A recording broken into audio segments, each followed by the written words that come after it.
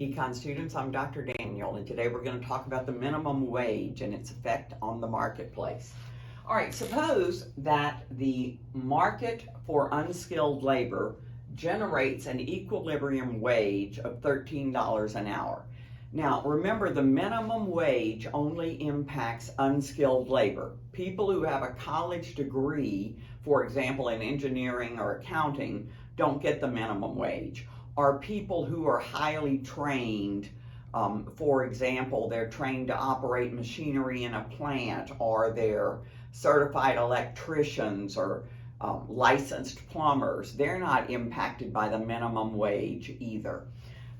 Minimum wage only applies to unskilled labor. So if the minimum wage in the market is generating about $13 an hour, if the market wage is about $13 an hour for unskilled labor, let's look at the impact on the market of an $8 an hour minimum wage. So it would be illegal to pay less than $8 an hour. That's what the minimum wage means. You can't pay less than that. It's illegal. So if this were the minimum wage and the equilibrium wage was $13 an hour, this wage rate would not impact the market. It's always legal to offer more than the minimum wage. So this would be a non-binding minimum wage.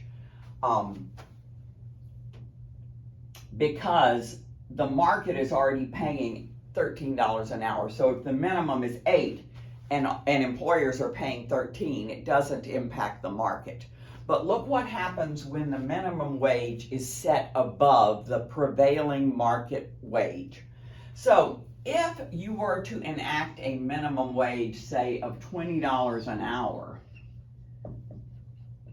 and the prevailing wage in the market is $13 an hour, you would have a binding minimum wage, and you would have a surplus of labor.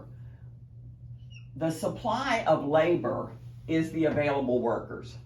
The demand for labor is the jobs. The demand for labor is the jobs. The price of labor is the wage.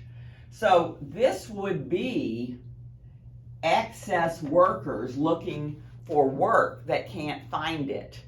And we call that unemployment. Okay? So you would have a surplus of workers if the wage were set at a minimum wage above the market wage.